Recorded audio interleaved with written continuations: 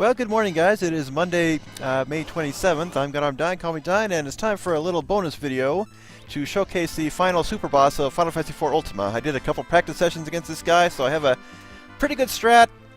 It may or may not work. The hard part is you have to survive his initial assault, and that's what killed me the first time I attempted it about 10 levels previously. Everyone has a lot more HP now, so I'm really confident they'll be able to win this. Just have to get to him. And I actually opened up those treasure chests this time. I mean, I came in here during a practice session. Oh, let's see what's down here. Oh, let's just skip the chest, see what the boss is like. Wiped. I just come up here. Beyond this point, there's no turning back. Unless you have the best of armors, you will surely die. Well, don't call me Shirley. And stop giving me encounters. We're done fighting in here.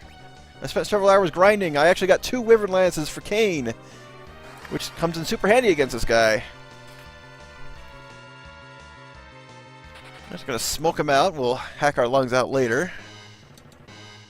Excellent. Okay. So, first of all, we have a Lunar Shield, which is for Cecil Arcane, and the Celestial Shield, which is the very nice upgrade to Phravic Shield, but unfortunately I only have one. I'm going to give that to Rosa. So, it's a nice magic increase. Makes her strong against Darkness, Holy, and Wind. And the Lunar Shield pretty much does the same thing, just not as many people can equip it. And while I'm here, let's make sure that Rosa and Rydia are equipped with the Sage Staff and Stardust Rod, respectively, because we want... Again, they're going to be dishing out the main damage. And what the heck, let's give them one last rest up before this boss fight of boss fights, as well as you can kind of call it.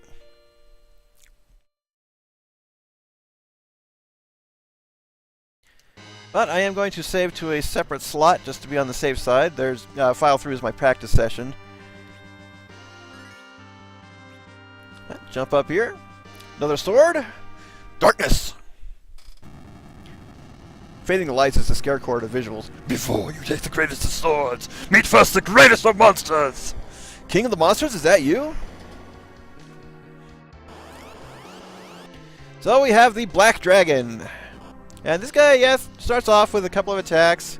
I'm just going to try and keep everybody topped off for this first part. And if I'm lucky, Rosa will be able to cast slow. I'm not going to bother with trying to use the ninja ability with Edge. That just didn't work out very well. How dare you! Tread on my grounds! And steal my treasure! So yeah, Giga Nuke! It cannot be reflected. And, oh, Cain. Let's try and get him topped off really quick. He's gonna... Okay, he did not counter with that. Prepare to die! And Terra Nuke. Yep, it's even worse. And, yep, whoever survives that is usually random. But this is a good way to go about it. Just get everybody back on their feet. We do have time to recover. So after he does Vitalize, he skips a few turns.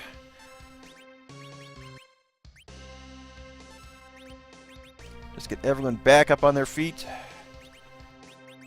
And fully healed.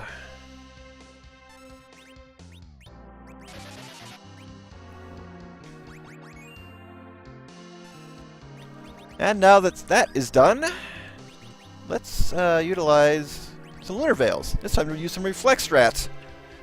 Let's regroup now. Well, it's recovering. See how that slow helps out a little bit. Did I use an elixir on Rosa? I don't think I did. A few Lunar Veils. Okay, damage is going to be fairly arbitrary for a bit. I'm just going to use some Reflex Strats against this guy.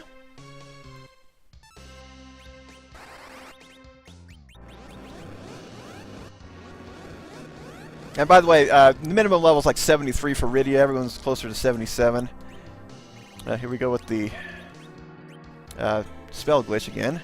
But another reason why I'm using Reflex Strats is we will see once Edge gets his throw off. Yeah, Cecil's going to be primarily healing. Everyone else is going to be dishing out damage in some way or another. Because I'm only really worried about spamming nukes. But yeah, he does make a nuke. Another reason for the reflex strat. He can't. That's how he'll counter the throw. Oh, while I'm here, Rydia actually learned 2 new spells: Pyro and Comet, twin spells, but they go in her call list. Interestingly enough.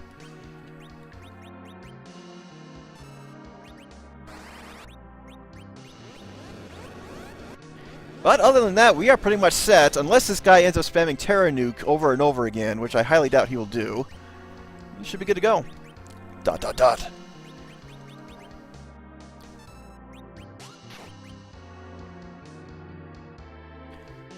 Yeah, the Mega Nuke never hit Rosa or Edge at all in my practice runs. Never hit Rydia either, but it's just good to have an extra reflector. So this gets around his counterattack. This guy actually has less HP than the Illusions, and maybe even less HP than the Goddess. Once I got a good pattern going, he went down pretty quickly. Okay, so there's a Terra Nuke right after Cecil took his turn, but yeah, none of them are ever as powerful as that first one was. So I'm not too worried. Kane may go down.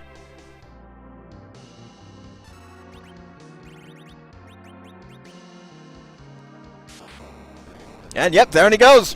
So a super boss in the sense that if you can't survive his initial assault, he's not that bad.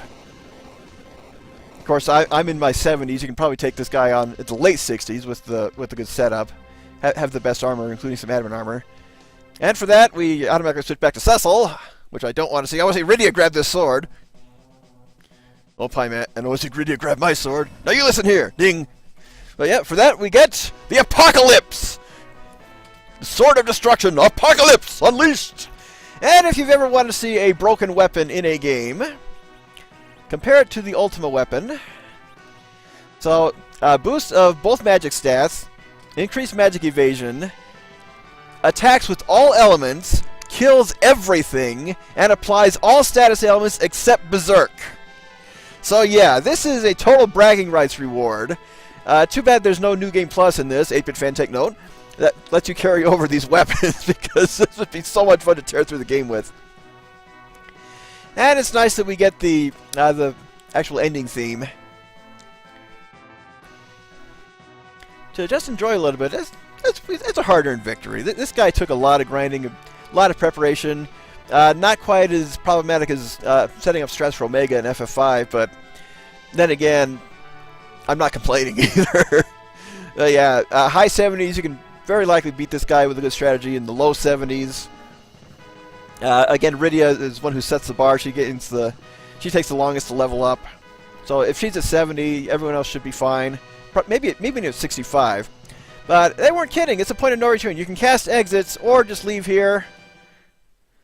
And guess what? We left the Lunar Dungeon from the GBA version. So that is it for this bonus video and this project. Again, thank you guys for watching. As for version 3.0, 8-Bit Fan has offered me a save file for Endgame to experience the changes there. I may start from scratch. Don't know if I'm going to stream it, because, of course, this will go up after the finale and formally announce my next project. So if I get back to streaming this, it may be a later version 3.0. 8-Bit Fan has been working on it quite a lot in recent months, doing a very good job so far. Again, has been taking several fan suggestions into account. He even told me after recording the finale that, yeah, the required bosses in Lunar Subterrane have been nerfed a little bit, while the optional bosses have been made stronger to change it up a bit. But just to make it more casual friendly, I can appreciate that. Not going to complain. Just wanted to sit through and play, and meet its mission statement of you don't have to grind. And I noticed that for most of the game while playing through 2.2. So again, thank you, 8-Bit Fan. Thank you everybody for watching. If life is giving you a hard day, never be afraid to bring the fork. I will see you guys later.